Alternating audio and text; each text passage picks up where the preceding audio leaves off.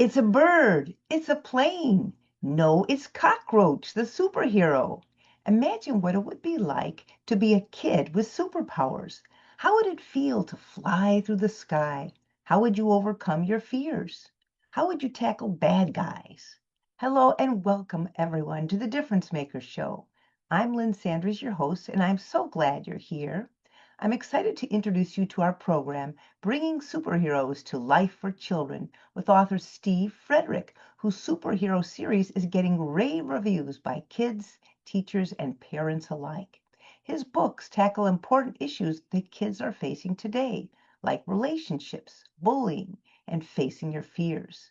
Steve is also the founder and president of Lucrative Careers, helping people who feel stuck in their work or need help to advance in their careers. So without further ado, Steve Frederick. It started at the breakfast table. So my son was very grouchy in the morning. He's a great kid, but in the mornings you don't want to be in the same room with him. But I found that if I did things like reading, like talking to him about superheroes over breakfast, that he was much less grouchy. I had grown up reading a lot of superhero comic books and was a big fan of them. And so I knew a lot of superhero stories.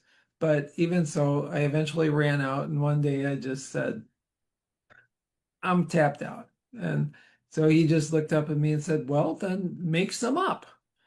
So Hmm. we made up a bunch of superheroes, and he really liked one that was a kid his age who coincidentally had his name and lived in our house and fought crime in our neighborhoods. And um, eventually, I decided to start writing them down. Uh, they had a they had a day over at his kindergarten where they invited parents to bring in a book to read to the kids. So I wrote down my stories, read it to the kids. The kids were gagas over it, and the teacher really liked it. So I was hooked. I kept writing after that. And, That's so great. I'm sure that he was thrilled to have his dad in class. And then what happened when he got older? What happened to your characters? well, Did they the get older? as he got older, so did the character, and which made it really difficult to write because I'm trying to model it on him, and every year he gets older. So, so, but I eventually froze the character at 11 years old, and it was a long evolution. Took about 10 years to get to the point where I published the first book. So. So tell us first, because you have three books. The third one's just coming out. Let's start with the first one. Can you tell us the title of your first book and a general idea, summary of what it's all about? Yeah.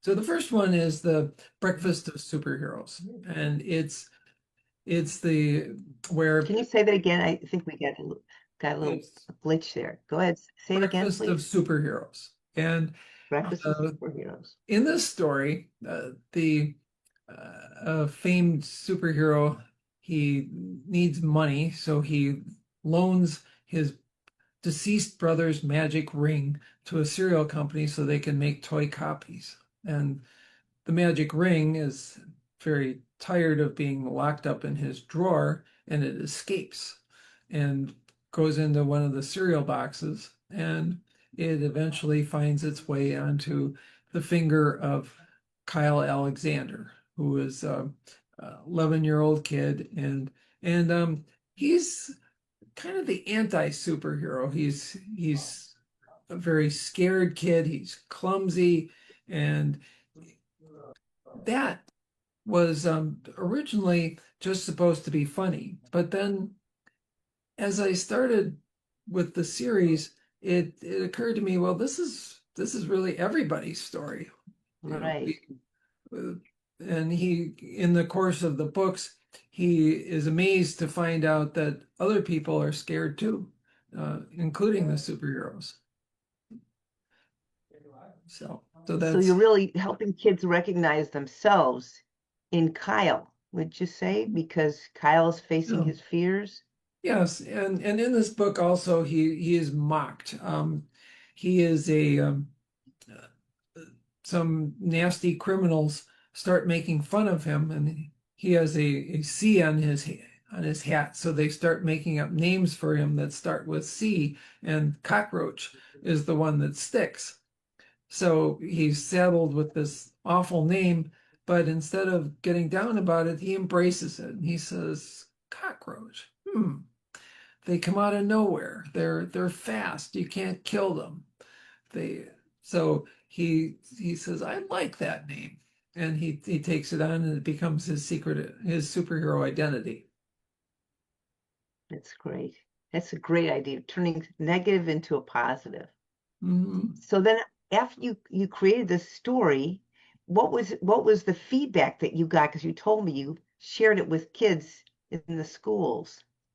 Yeah, well, just before I was going to publish, I really wanted to try it out on some real live kids. And I asked a friend of mine who teaches fifth grade if he would be willing to do a read aloud. And he later told me that, I wasn't real crazy about the idea because, what if the kids hate the book and I've got to tell you that? He said, but I shouldn't have worried. He said that it was easily the most popular read aloud of the school year. The kids were so excited by the book that they didn't want to Wow. interrupt, not even to go to gym class. And, Oh, wow. and, and he said when we finished the book, they spontaneously broke into applause. So, Oh, how fantastic. Well, you're addressing really important topics too, like bullying, you mentioned, and mhm. facing fears and getting called names. So then how did you decide to write your next book? Tell us about the next book, the second one that you wrote. So the next one is the secrets of the superhero's ring, and I was stuck for a long time on how to continue because it said, well, he faced his fear in the first book. And so what's going to be the thing that he does in the next one? And then I realized, well, it doesn't just go away, that we always feel, I mean, it gets better over time, but every time that we're up against a major challenge, we feel some fear inside ourselves. So he continues with that battle, but also he discovers that there are more powers to his ring than he imagined, and he has to figure out himself how to tap into those because the Captain Nightmare, the superhero who owned the ring, isn't going to tell him, even if he knows, and nobody else does. So his mentor, his coach tells him that's just something that you've got to do. You figure out how to use this ring. So, That's so great. So can you give us a little sneak peek of what are some of those other powers that he discovers, well, he or one? he discovers that the ring is a trickster ring, and so it helps him to overcome crooks by by infuriating them, by turning them against each other, by doing doing things that they don't expect. And That's things great. Wow, that it's he very himself creative. doesn't expect. He He doesn't does. know. Every time he invokes these powers, he's not sure just what the ring's going to do to him. So, Wow. That also makes me think that perhaps in the back of your mind, or I would think, or in the back of kids' minds, they can see that we all may have untapped powers within ourselves. Is that mm, was that going through your mind as you wrote yes, that? exactly. So we need to tap into our own powers, figure out what they are and how to use them ourselves. So, That's right. So important. So now the third book that's just coming out. Tell us about that one. okay. So this is my favorite, and this one is one it's got an editor's choice and a couple of prestigious children's review by prestigious children's reviewers. That's It's called The fantastic. Bangle Bombers Blast Banks, and Let's it say it again. helps Say it again for us. The Bengal the Bangle Bombers, Bombers Blast Banks. So a little Bengal alliteration. Bombers Blast Banks. Okay. Yeah. And it starts with a bang. So some crooks dynamite their way into a bank vault. They steal everything in sight, and then they disappear into thin air. And everybody's stumped as to how they are doing this. And so, so one theme of it is trying to figure out who these people are and how they're doing this. But more so, there's a lot with him and his relationships. Like he's got a very special relationship with his Grammy, and she is really suspicious of his behavior, as are his parents. 'Cause what's up with this kid lately? And so she is somebody who doesn't miss anything. So so she is on his case and trying to figure out what's going on. He's desperately trying to shield his secret identity from her.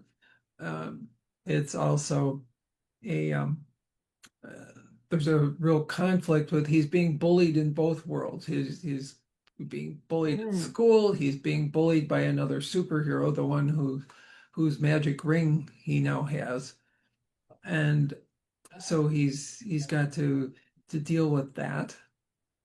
And there's also a real theme of understanding in it. So like he discovers that the superhero who's bullying him is actually a very afraid person, and Mm.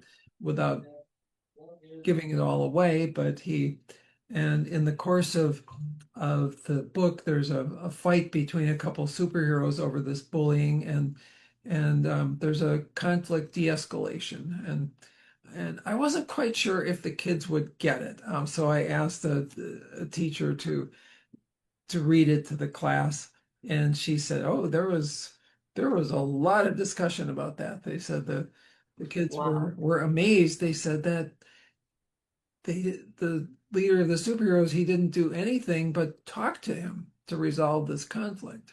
And so, So it was a different way of resolving a conflict rather than fighting, right? right, exactly. Which our world, I think, needs to hear more about nowadays, I would say. How do we resolve conflict in a peaceful way? Yeah, Your yeah. books really have a lot of value, I think, both for kids and for the families and adults who pick them up. And you mentioned that they got awards already. Can you summarize in a sense what would be the values that you want kids to get from these books that you have crafted so well together? Yeah. Well, mentioned about fear. It's about respect for each other, and it's also about honesty. And so they have quite a bit of discussion about how to be honest. As a superhero, they've got to lie to people to keep their secret identities safe, and so so there's And how to do good in the world, I think, is an important message that you're communicating, as well as dealing with fears and bullying and building positive relationships. These are all really, really important values for everyone to hear. and a big part of it also is being mentored, being coached. So many of us have grown up without having those people in our lives, and so he has some really good mentors. His Grammy, his uh, and three of the superheroes are really looking out for him and sharing from their experience with him. So That's so he's a good. That kid in ties a in with very your, you go he's a ahead. kid He's a in a kid in very a world. adult world, and they're helping him to deal with it. I was thinking that ties in exactly with your other life is when you take off your superhero cape and people don't know that Steve Frederick is the hidden superhero behind Cockroach and the stories that your work as a career coach is doing the same type of thing, I would think, helping support people in their journeys to move ahead in life. So it makes sense that you're helping kids through their stories. So I want to really highly recommend that everyone take a look at these books by Steve Frederick. You can go to Amazon, but better yet, why don't you go to his website because he has them there with some important information for you. Steve, will you tell us the website and Yes. um, It's when your third book is coming out because he's going to be offering a special rate for everyone who gets the ebook of his third book, The Bangle Bombers. yeah, so the Bangle Bombers Blast Banks, it's available at thunderboltstories.com. We're going to have a promotion on Amazon in the next couple weeks, so stay tuned where you can get a ebook copy of the Bangle Bombers for 99 cents. Right. And right now they all three books are available on Amazon. So if you forget a title, just go to Thunderbolt Stories first, right, Steve? Because they're all there. All Mm, your books are on absolutely. Absolutely. thunderboltstories.com, and you can put in your name, email, and Steve can then be able to communicate with you. I want to thank you, Steve, for being a difference maker, making a difference to so many kids all over the country and beyond who are getting to read your book and the families and for coming onto our show today and sharing your stories. We really appreciate you. Well, one last thing, before I go, what's the one thing I always tell you this before? What's the one thing you want people to remember from your stories? One thing. What's your message? It's about our fears, and that fear is a normal part of life, and that it's not something to be ashamed of. That we're all afraid, and Well, okay, and we can overcome them. yes, Thank you. All right, thanks again. And it was great having you. And we'll look forward to reading your books very soon, everyone. Take a look at thunderboltstories.com.